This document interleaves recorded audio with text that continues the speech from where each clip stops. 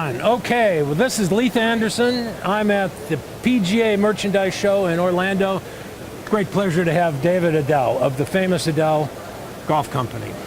You didn't know you were. You've been. Yes, I'm famous. You're an overnight success. You've only been doing this 18 years. Yeah, pretty close to 20 now. Yeah. So but there's something new. There's always something new. And this year, it's single length irons.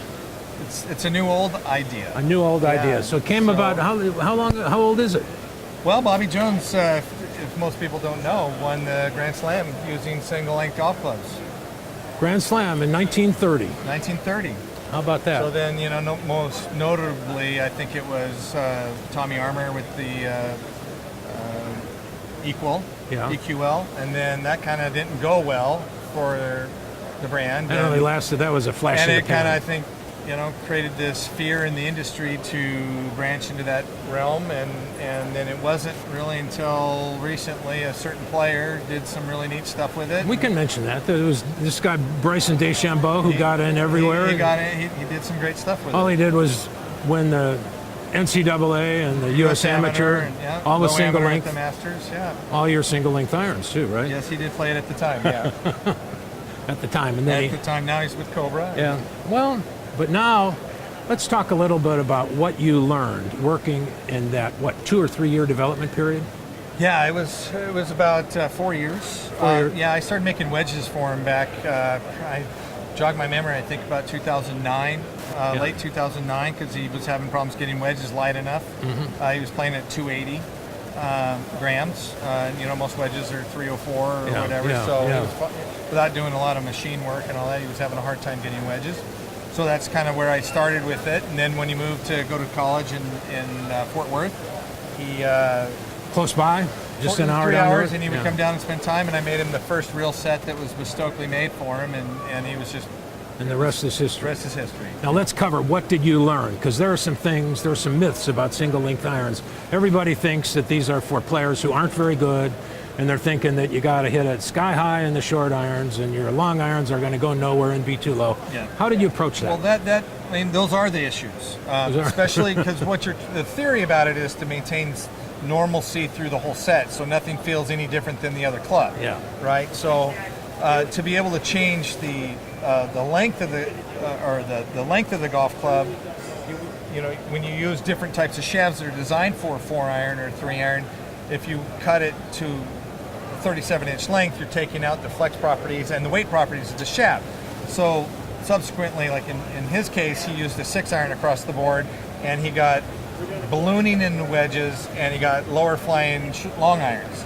So I had to address those core issues of how do I keep the trajectory low but not make it fly forever, and make the 4 and 3 irons get up in the air and go. So describe what you did what did you do to make the shaft system work? So I had this issue, and then it was Jason Hordesky from Patterson Shafts who had been in contact with us. He loved what we were doing. He saw us as being kind of that kind of go-to group that could make something like this happen. He came and said, "What's your problem with the shaft?" And I explained it, and he says, "I've got the solution." And he went to work, and he created an amazing golf shaft that is bestokely made for this process. So what in specific, what is it made to do? So it's made to since it's a composite long fiber technology that's woven, he can tension the fiber so that it basically will release or transmit energy in different ways, meanwhile maintaining the same gram weight of the shaft and the flex. Yeah. So he was able to make our issues with the wedges ballooning so that they would go at for lack of a better word, they would transmit less energy, so the flight would be lower and the ball would go at a certain distance. Mid-iron shaft would go at a normalized mid-iron trajectory, and the 3-iron accentuated more power out of the shaft. And then it was in my job to then make a head system that would complement the shafts that he was able to produce. Let's do that. Let's talk about the head a little bit. What's special about that one? Well, that's a big question. So one of the issues to fit it correctly, and I believe that this is a fitted process, and I don't think you can just standardize and normalize one set of golf clubs and have it go well for everybody. Yeah. It'll work for a segment and not. So it had to have variable weight technology. So we have the ability through the port here to change gram weight by 2 gram increments from 2 to 16 grams. It starts at a base weight with a 2 gram weight at 262 and can go up to that. So that's huge. Yes, that's huge. We've normalized the bounce at 12 degrees across the whole set. It's a little bit more normal than... Yeah, because your angle of attack and your lean is going to do certain things to the golf club to take what's on the bottom of the golf club away. So if you did 12 degrees of downward and lean and you only had 6, now you got 6 degrees of dig. So we wanted to normalize the bounce through our understanding of bounce over the last few years. So it won't dig. And then what about construction on face? Okay, well, face is a huge deal because we need, under the USGA's limits, the ability to make the face release, transmit the most amount of energy that iron is capable of doing under the USG rules, which I think we've done. Yeah. And our faces starting to get thicker, and the CG, we raise the CG a little higher to also offset the ballooning effect of the irons. So when people start thinking about single length, what length is it? Well, that is a very fitting question. Subjective. It's a fitting thing. So it's based on, could be, are you more of a shoulder plane thrower, or are you more of a torso thrower, or are you hips fast, or are you hips slow, to where you have to start using your verticals more? What does the shaft allow you to do in terms of maintaining your dynamic posture, your posture through the golf swing? And then you build a shaft length around it, you build a flex around it, and you profile it. Yeah. So what makes this system amazing is my short iron profile, mid iron profile, long iron profile could be changed based on the spin characteristics that somebody has in their golf ball. So there have been some surprising things that have happened when you've done testing, that all of a sudden this 4-iron is not just going low and short anymore. No, I mean, so probably a lot of the people out there have a question, how could a shorter 4-iron go farther? Well, it's a force times mass acceleration scenario. So if we have more mass in the 4-iron head than, a traditional 4-iron head has, 242 grams. Yeah. Now we could have it at 270 or 276. Yeah. And so you got more mass in the head, maybe moving at a little slower pace, but it's got more mass. But more importantly, the human being can actually move it more effectively. They're more aggressive and more confident, and so they're transmitting more energy into the ball. Yeah, that's always one of the surprising things when we do driver fittings and we find a player actually swings a shorter driver faster, and that's completely contrary to what anybody thinks. Yeah. I mean, I had a local pro, he gained 15 yards in total. We dropped his gram weight just from 8 gram weight to 6 grams, and he gained 3 yards just off a 2 gram differential. Yeah, I was noticing when I take a look at these, this is not a shape that's made for this is made for a good player. No, it's made to look like a 7-iron. Yeah. So the wedge head is not this big shovelly looking thing, and the 4-iron is not this elongated different thing. We wanted to maintain a constant profile through the whole head that allowed the player to look down at it and say, every club feels kind of the same, it's just got a different loft. Yeah, I think that's great. So let's do one more thing so everybody can see how much care you put into the fitting system itself. Right. So let's pull this up and just give everybody a view of what's going on here. This is like the fitting system that all of the fitters are going to get, including the golf lab. So what it starts out is we have 4 heads, because if you're trying a new process, this is a new process for people. We want them to try the shortest club, which would be the same. Well, they're all the same length, but the sand wedge. Yeah. Right. We have an 8-iron in the fitting system. We have a 6-iron in the fitting system, and we have a 4-iron. So it allows everybody to try that shaft, those head weights in those lofts, so that there's not a surprise. Yeah. Right. Because it's going to be different. Oh, it's totally. Yeah. I mean, they've got to see that this is. We're not just going to fit at a 6-iron and go good luck. It's try the wedge. Yeah. It may seem funky, may seem weird in the beginning, just because you've never had a wedge that long in your hand, but you're making one normalized golf swing, and you do it with the 8 and all the way down the line. Let's give everybody a look at how many shafts we have. So what we have here, I mean, what we've got an 80 gram shaft. We have a 95 gram shaft and a 110 gram shaft, and we have an A flex through stiff in this, in the 85 gram. Then in the 95 gram we have a stiff through extra stiff, and then a regular through extra stiff, and we have the same thing in this. Same thing there. Yeah. So then there's one more thing that I'd say that that we're going to add at the golf lab. is we're going to make sure that we have complete sets. So if somebody wants to take a whole set out and find out what it's like in play, to be able to do that. Well, so, and here's kind of a neat thing too that can be done, because we didn't want to paint ourselves in a corner. Yeah. So what we have here is the ability to stagger a set, because we can variate the head weight. So if someone says, you know, I love it in the long irons, but I'm kind of freaked out in the short. Want those wedges a little shorter. Yeah, so we can go at like, let's say 36 and a half, go up to 37 and go to 37 and a half, or we could do a two-step system, a certain segment of clubs at a certain length, and then go to the next, and then we can just change the gram weight. You can start off at single length and you go, well, I kind of need I just feel like I wish these were a little short. We can butt cut them because it doesn't affect the shaft properties, and change the weight, and it fixes the problem. So what's happened at the show? What's been your response? The response is skepticism. And it should the guy's be. honest. Yeah, I mean, it should be skepticism. You know, like, how could a four-iron do that? Yeah. I just can't believe it. And then they go hit it, and they come back and say, I gained 10 yards on a four-iron, and I haven't jacked up the lofts. There you are. And people are, I had a Futures Tour winner hit balls, and she gained 10 yards. You think you're going to have them on tour? Yes, I think initially, there's a lot of guys on tour that struggle with long iron accuracy. Mm-hmm. Not quality of hit, just long iron accuracy. Yeah.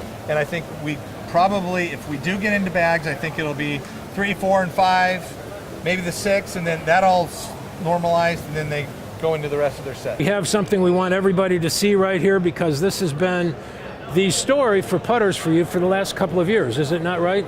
Yeah, I mean, at least my story. It's your story. So this is torque balance. So what is torque balance all about? Well, torque balance, to me, I developed this teaching device that I could tension, so that when someone over accelerated, it was kind of like would rotate open and would make the ball go to the right. And I started putting it on some of the putters I was making, and it was making my putters rotate. And I said, well, heck, I'm better than that. Something's wrong. And then so I put on a couple different necks that I had, and put tungsten in certain areas, and then the toe stood up.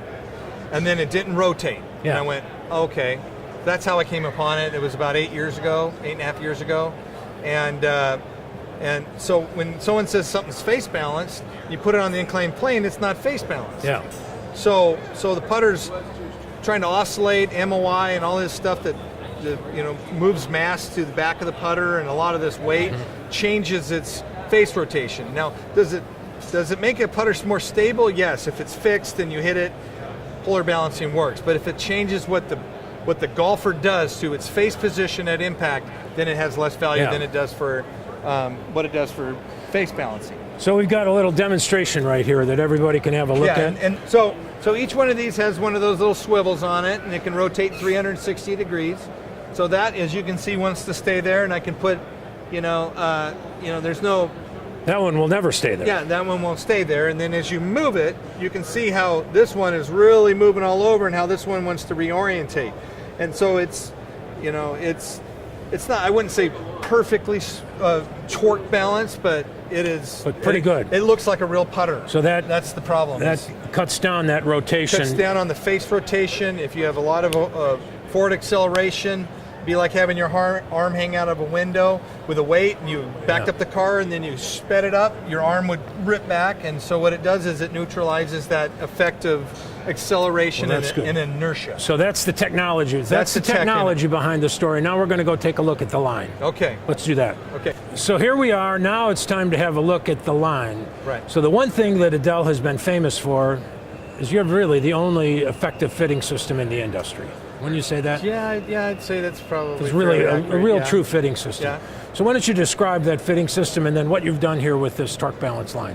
Okay, well, again, the putter has always been kind of this personal thing where people go out and try to grab it off the rack and go to the putting green and see if they make some putts with it. They make 10 in a row, yeah, it and then goes they go, in the I got to bag. buy it, and then somewhere along the line it fails them, and then they keep searching and searching. Yeah. So people are essentially trying to putter fit themselves by buying product, hoping that in the process of doing that, they'll find the Billy Baru. Yeah, right. And so what we've been able to accomplish in our fitting knowledge over the last 20 years of fitting putters and developing fitting systems is to develop a process that it takes care of the whole process of making a putter, all the variables that are included in making a putter.